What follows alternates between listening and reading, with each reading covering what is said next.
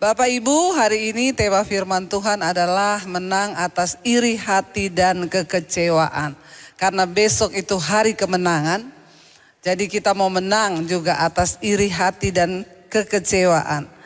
Iya, mari kita buka bersama langsung saja di dalam Injil Matius pasal yang ke-11. Kita lihat bersama firman Tuhan. Injil Matius pasalnya yang ke-11, ini tes suara saya tes 1, 2, 3, 3, 2, 1. Iya, kayaknya kurang ngebas ya. Di sana kedengaran bagaimana suara saya? Enggak kedengaran? Kedengaran atau tidak? Kedengaran ya? Bagus, berat atau seperti mak-mak? Ya? Iya, tes 1, 2, 3, 3, 2, 1. Haleluya. Kita buka bersama Injil Matius pasal yang ke-11 ya, dan kita lihat ayat yang ke-2 ya. Di sini tentang Yohanes Pembaptis ya, dan Yesus dan Yohanes Pembaptis. Baca bersama ayat yang kedua. Di dalam penjara Yohanes mendengar tentang pekerjaan Kristus, ayat 3. Lalu menyuruh murid-muridnya bertanya kepadanya, "Engkaukah yang akan datang itu atau haruskah kami menantikan yang lain?" Ayat 4. Yesus menjawab mereka, "Pergilah dan katakanlah kepada Yohanes apa yang kamu dengar dan kamu lihat." Ayat 5. Orang buta melihat, orang lumpuh berjalan, orang kusta menjadi tahir, orang tuli mendengar, orang mati dibangkitkan, dan kepada orang miskin diberitakan kabar baik. Ayat 6. Dan berbahagialah orang yang tidak menjadi kecewa dan menolak aku. 7. Setelah murid-murid Yohanes pergi, mulailah Yesus berbicara kepada orang banyak itu tentang Yohanes. "Untuk apakah kamu pergi ke padang gurun melihat bulu yang digoyahkan angin kian kemari? Untuk apakah kamu pergi melihat orang yang berpakaian halus? Orang yang berpakaian halus itu tempatnya di istana raja." Ayat 9. "Jadi untuk apakah kamu pergi melihat nabi? Benar, dan aku berkata kepadamu bahkan lebih daripada nabi." Ayat 10. "Karena tentang dia ada tertulis, lihatlah aku menyuruh utusanku mendahului engkau. Ia akan mempersiapkan jalanmu di hadapanmu." Saudara, Yesus dan Yohanes Pembaptis. Di sini dikatakan siapa Yohanes Pembaptis itu? Dia adalah orang yang dipilih Tuhan. Dia adalah utusanku, kata Yesus, yang mendahului engkau. Ya, firman Allah, ia akan mempersiapkan jalan di hadapanmu. Yohanes Pembaptis adalah seorang yang dipilih Allah untuk mempersiapkan jalan bagi kedatangan Yesus. Dia adalah nabi perantara antara perjanjian lama dan perjanjian baru.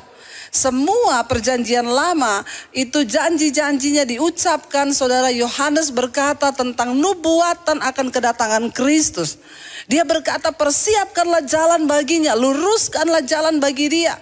Ya, sebab Mesias itu akan datang. Bulu yang patah terkulai tidak akan dipatahkan. Sumbu yang pudar nyalanya tidak akan dipadamkannya. Dia bersaksi tentang Sang Mesias yang akan datang. Dan Alkitab mencatat, singkat cerita, datanglah Yesus, dan Alkitab juga berkata bahwa Yohanes Pembaptis membaptis Yesus.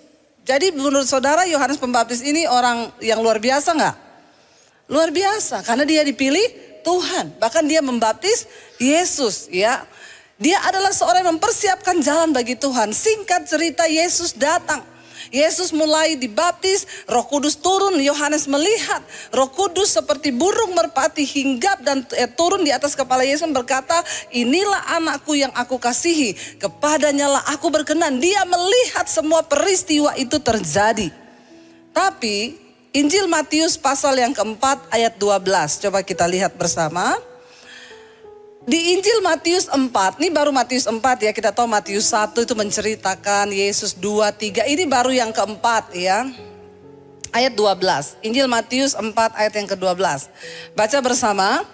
"Tetapi waktu Yesus mendengar bahwa Yohanes telah ditangkap, menyingkirlah ia ke Galilea." Jadi di Injil Matius pasal yang keempat Yohanes ditangkap. Dan apa yang Yesus lakukan? Dikatakan Alkitab berkata Yesus menyingkir, tidak mau ikut-ikutan. Saudara, saya mencoba bertanya, seandainya kita yang jadi Yohanes, ya coba kita sedikit merenung bukan menghayal. Ya, tapi merenung.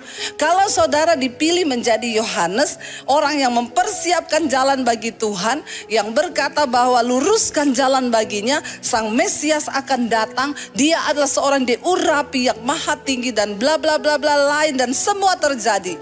Lalu pada akhirnya Yohanes ditangkap dan dipenjara. Lalu Yesus menyingkir. Kira-kira kalau saudara jadi Yohanes, saudara kecewa atau tidak? Jujur, kecewa atau enggak? Kecewa. Dan Alkitab berkata tadi di Injil Matius pasal yang ke-11 ayat yang kedua, tolong dibalik lagi, Injil Matius 11 ayat yang kedua. Dengan jelas firman Tuhan berkata di sana, di dalam penjara. Singkat cerita, Yohanes di penjara. Dari dalam penjara dia mendengar tentang apa? Pekerjaan Kristus. Dia menyembuhkan orang sakit, orang mati bangkit, orang lumpuh berjalan, orang buta melihat. Dia mendengar sementara dia di dalam. Saudara kalau punya teman atau saudara sudah, ya saudara pernah pakai orang itu untuk melakukan tugas saudara, lalu dia di penjara. Ya, ada nggak niat saudara untuk bantu dia? Itu tidak terjadi dengan Yohanes. Ketika dia sudah memberitakan tentang Kristus, dia membaptis Yesus loh. Dan Alkitab berkata, dia ditangkap dan dipenjara. Dari dalam penjara, dia dengar tentang kehebatan pekerjaan Kristus di luar sana.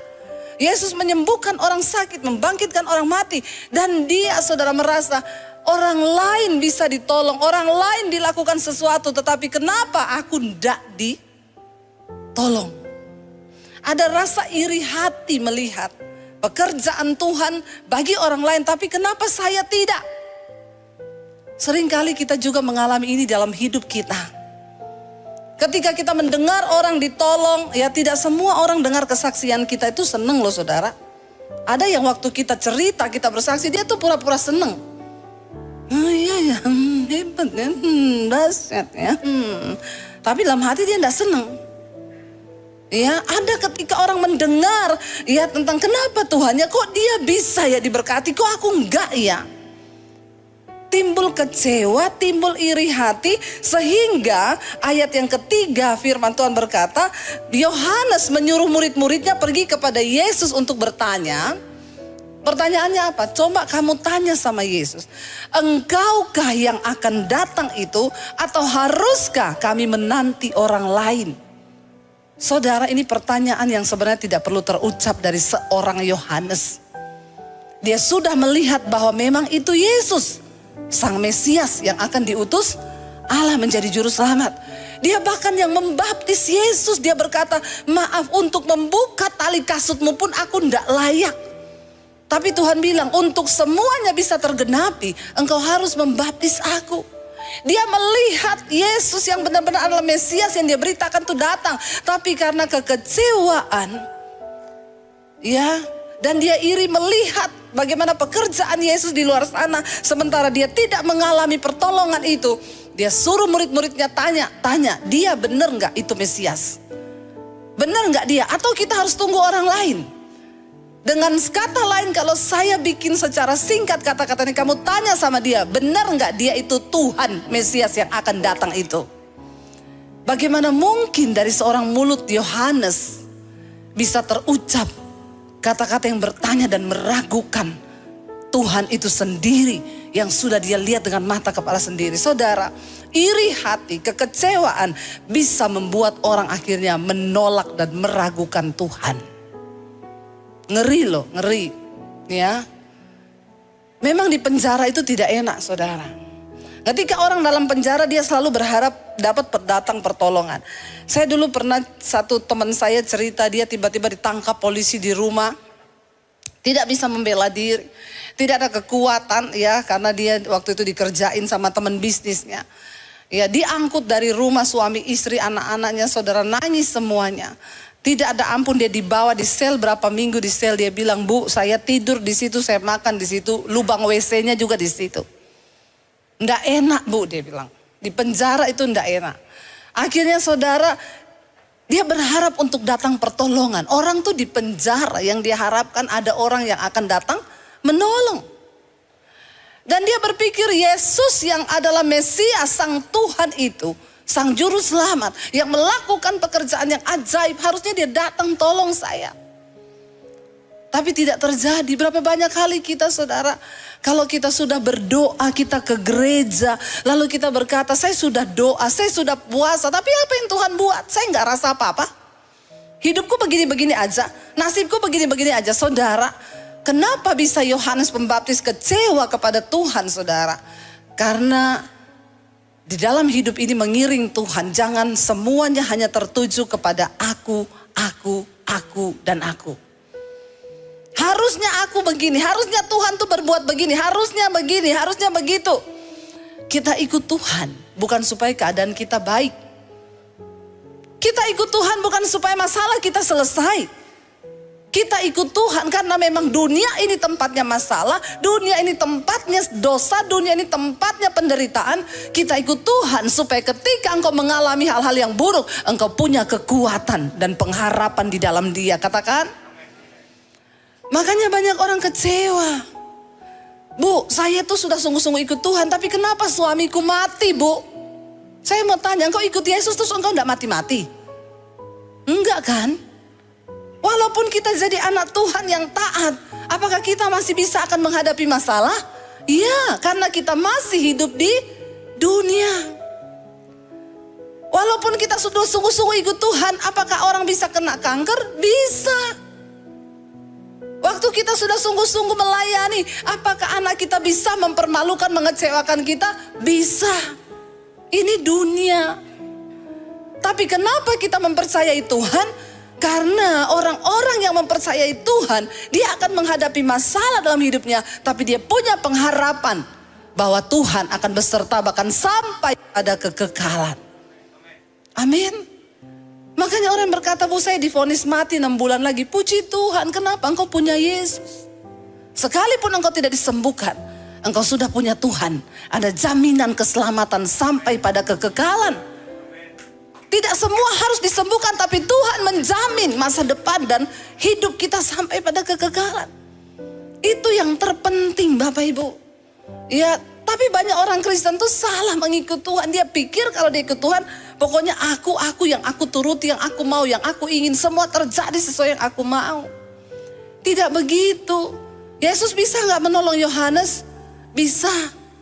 Bahkan Alkitab mencatat akhirnya Yohanes kepalanya dipenggal. Dan Tuhan gak tolong. Tuhan gak datang untuk membebaskan dia. Ya.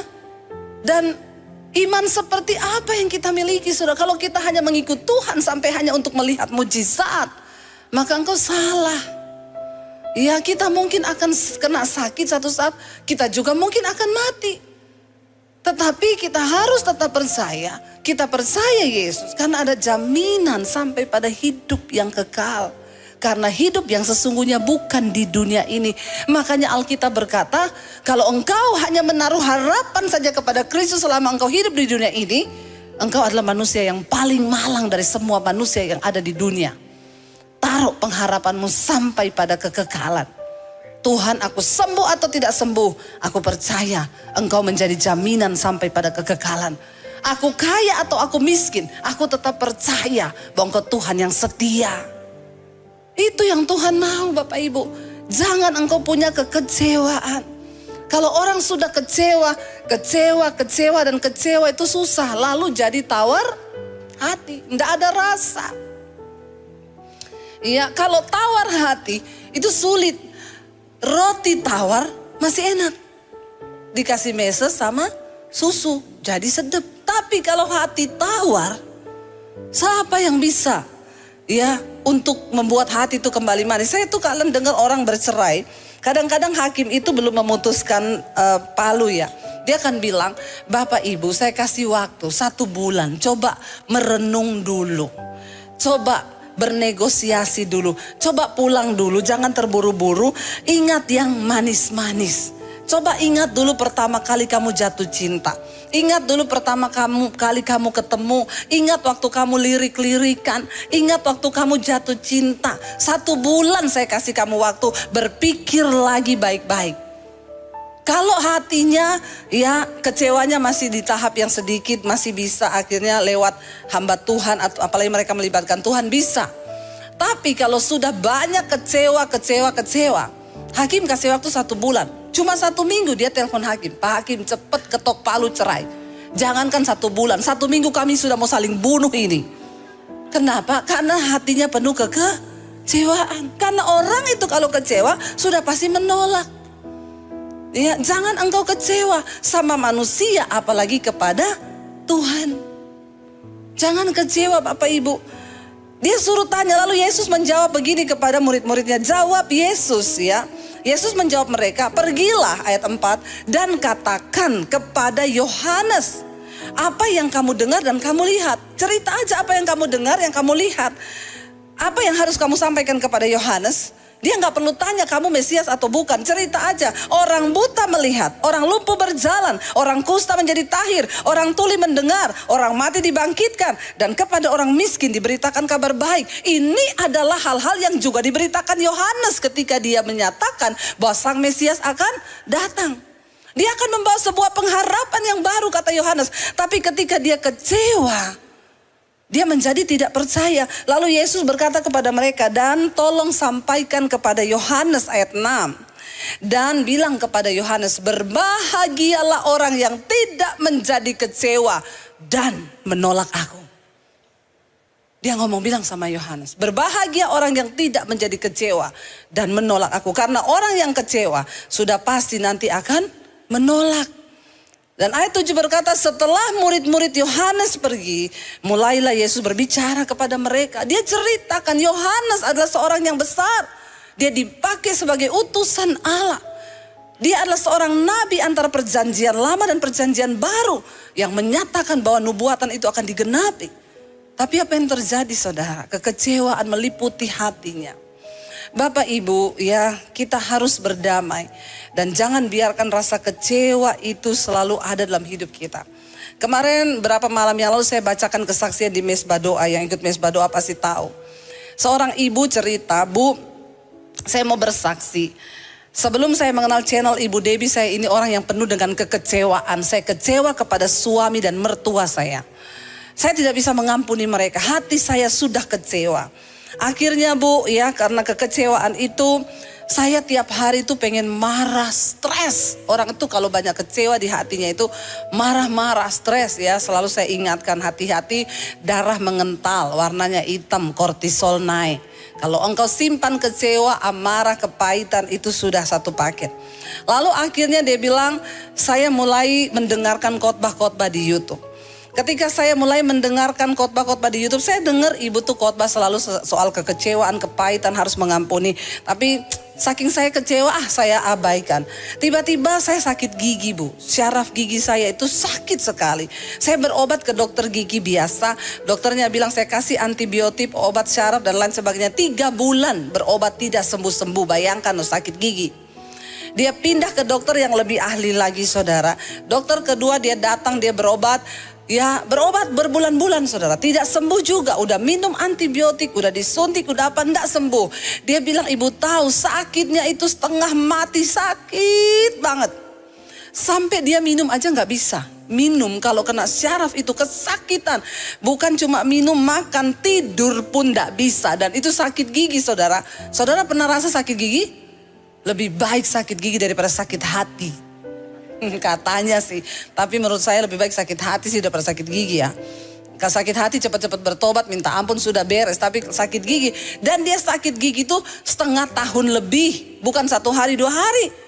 Bayangkan sakit terus saudara. Akhirnya datang ke dokter yang ketiga, ahlinya ahli dokter gigi. Ya dia cari lagi yang paling hebat, profesor. Dia datang, dia lihat, dia bilang kayaknya ini bukan sakit gigi dari syaraf deh Bu. Ini kayaknya berhubungan dengan psikis, kejiwaan. Bisa ya? Bisa loh saudara, dari kekecewaan dan sakit hati naik ke saraf gigi. Ada di antara saudara yang sakit gigi hari ini? Atau sakit apa saja? Ternyata memang benar, dari jiwa itu bisa mempengaruhi hal-hal yang ada di fisik. Tapi dokter itu bilang begini, ya udah tapi kita coba berobat. Hari Senin ibu balik lagi, kita akan operasi. Dan ibu sediakan uang 35 juta. Dia bilang, saya enggak pernah dikasih uang suami saya. Iya, karena udah kecewa toh. Apalagi suaminya pelit, tambah kecewa. Bapak-bapak makanya jangan pelit, amin. Dia sakit hati, dia kecewa saudara. Ya dia bilang, saya sudah pikir bu, operasi 35 juta, suami gak kasih saya uang berobat. Tapi saudara, ketika dokter tuh cuma bilang, bu ini kayaknya dari psikis kejiwaan. Ibu stres enggak atau apa yang ibu simpan. Dia pulang malam itu, dia merenung. Lalu dia cari khotbah-khotbah di YouTube. Dia bilang, saya dengerin khotbah-khotbah, ya khotbahnya Ibu Debbie satu saat tuh saya nangis malam itu di jamaah Tuhan. Saya nangis semalam-malaman tidak berhenti bu. Saya minta ampun sama Tuhan dan saya mulai belajar melepaskan pengampunan. Membuang kekecewaan di hati terhadap mertua dan suami saya. Saya kecapean nangis semalaman, saya ketiduran. Waktu saya bangun, saya rasa kenapa gigi saya sembuh. Bener loh Bapak Ibu. Yang gak tepuk tangan ini gak percaya.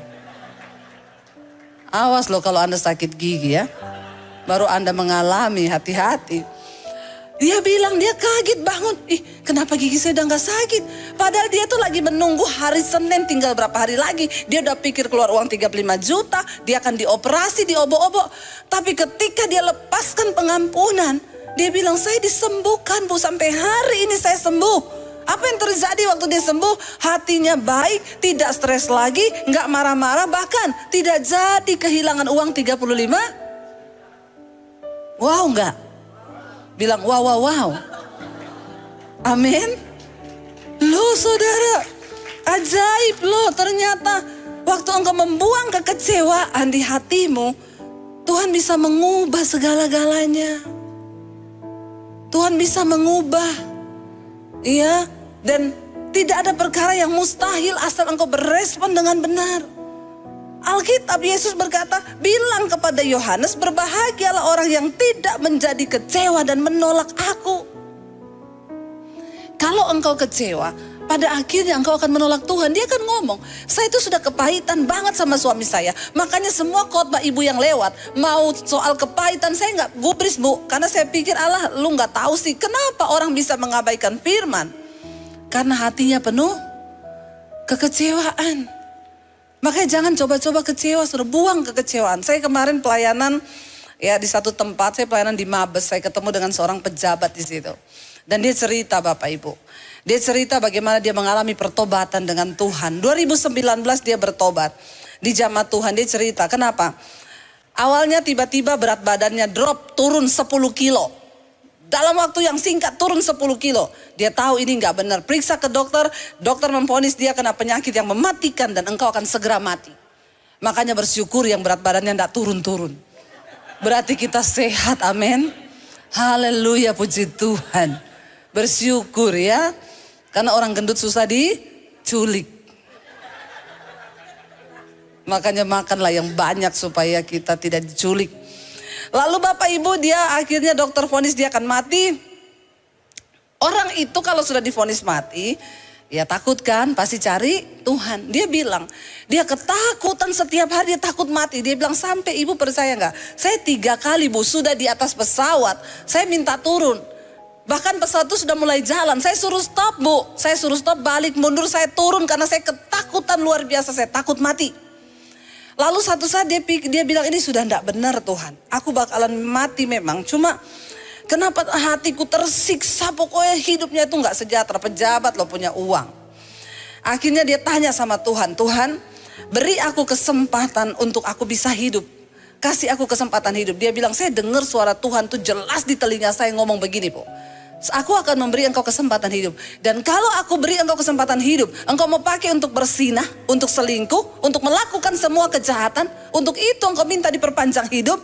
Dia nangis saat itu, dia berlutut sama Tuhan. Dia bilang, tidak Tuhan. Kalau engkau perpanjang umurku, aku akan menceritakan tentang perbuatanmu yang ajaib.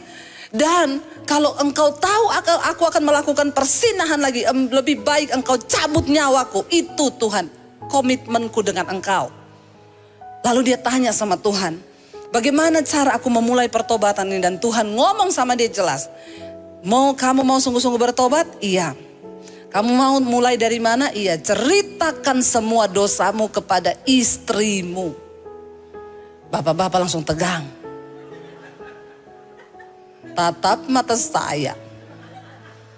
Langsung tegang, semua berubah mukanya. Iya. Dalam hatinya dia bilang, saya sih memang akan mati Tuhan. Tapi kalau cerita ke istri bisa dipercepat kematian saya. Yang ada tadinya jantung normal langsung pasang ring 5.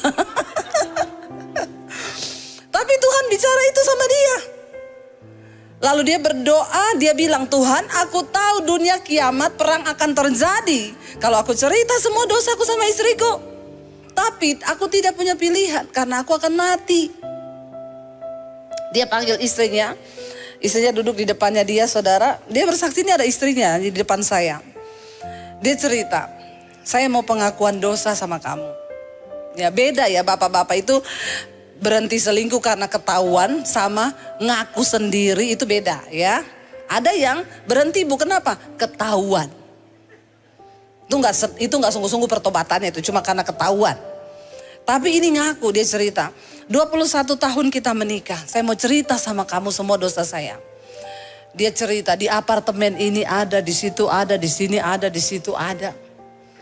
Dia bawa istrinya naik mobil keliling, ini loh apartemennya, ini loh rumahnya, ini loh tempatnya, ini loh, ini loh, ini loh. Istrinya syok dan kaget. Istrinya bilang sama saya, Bu, saya tahu suami saya bukan orang baik. Tapi saya tidak menyangka kelakuannya sebejat itu. Ternyata yang dia lakukan tuh jauh dari apa yang saya pikirkan, Bu. Dia bilang, akhirnya Bu, saya plong. Istri saya tiap hari matanya bengkak, nangis tiap hari, gak bisa makan, gak bisa tidur. 2 tahun. Kenapa? Hatinya kecewa. Kecewa. Dia bilang, kita menikah 21 tahun dan ternyata perbuatanmu seperti itu. Suaminya bilang, aku akan mati. Aku terima semua penghakimanmu, aku terima. Ngomong aja, pokoknya aku tuh akan mati, aku minta maaf. Tapi kenapa istrinya bisa sembuh, saudara? Termasuk cepat, 2 tahun tuh sembuh. Karena dia melihat ada buah pertobatan yang dihasilkan oleh suaminya. Dia bilang, Bu, suami saya tiap pagi bangun berdoa.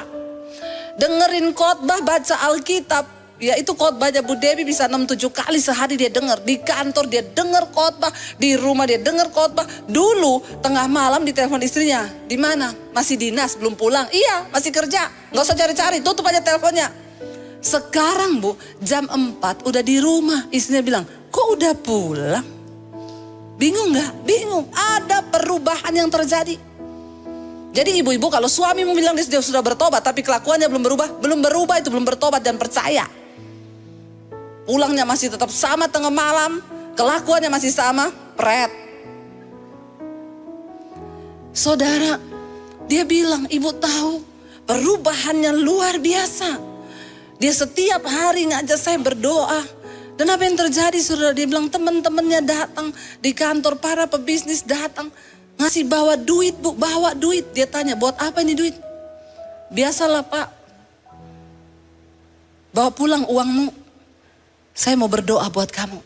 Kamu harus ketemu Tuhan. Jadi kemarin kita persekutuan tuh rata-rata teman-teman pengusahanya yang dulu sering datang.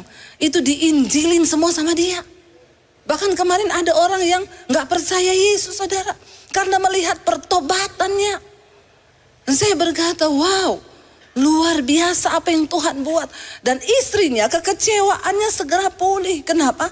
Karena dia melihat suaminya itu berubah.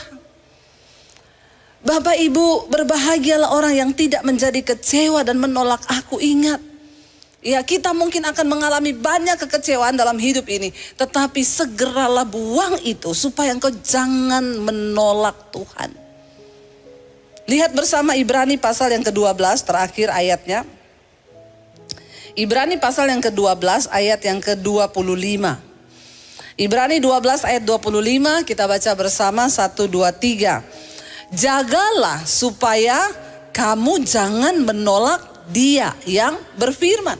Sebab jika mereka yang menolak Dia yang menyampaikan firman Allah di bumi tidak luput, apalagi kita jika kita berpaling dari Dia yang berbicara dari sorga. Jagalah supaya kamu jangan menolak Tuhan.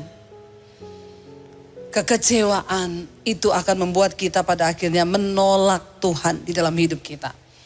Saya berdoa Bapak Ibu, jangan biarkan hati kita diisi oleh kekecewaan.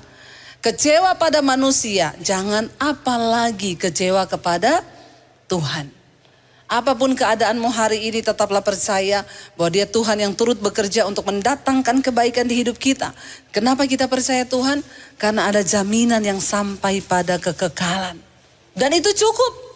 Tuhan, Engkau tolong atau tidak tolong, Engkau sembuhkan atau tidak sembuhkan, aku tetap percaya padamu. Seorang hamba Tuhan di Nigeria, saudara, dia seorang hamba Tuhan yang dipakai Tuhan mendoakan orang sakit sembuh. Saya undang para imam musik untuk maju. Yang sakit didoakan sembuh. Pokoknya lumpuh berjalan, buta melihat. Tiba-tiba satu saat Tuhan izinkan dia kena sakit. Dia berdoa bagi dirinya, dia tengking sakitnya tidak sembuh. Dia berpuasa untuk kesembuhannya, dia tidak sembuh. Dan pada akhir hidupnya dia berkata, Tuhan, aku kecewa kepadamu. Kenapa aku mendoakan orang lain dan mereka sembuh? Tapi ketika aku sakit, aku berdoa, aku tidak disembuhkan. Jadi maaf Tuhan, aku akan meninggalkan Engkau dan tidak lagi percaya kepadamu. Saudara tahu dia mati karena penyakitnya dalam keadaan dia menolak Tuhan karena kecewa. Seharusnya dia berkata, Tuhan, aku sembuh atau tidak sembuh, aku tak percaya Engkau Tuhan yang berdaulat atas hidupku. Aku tidak akan pernah menolak Engkau, sebab Engkau yang berjanji memberi hidup sampai pada kekekalan. Apapun masalahmu hari ini saudara, mari datang pada Tuhan. Kita mau bilang, Kau yang lebih tahu apa yang terbaik bagi hidup kami. Ajar kami menerima segala keputusan Tuhan. Sebab Engkau yang lebih tahu bahkan cara yang terbaik untuk pulihkan hidup kami. Bangkit berdiri bersama Bapak Ibu. Kita naikkan pujian.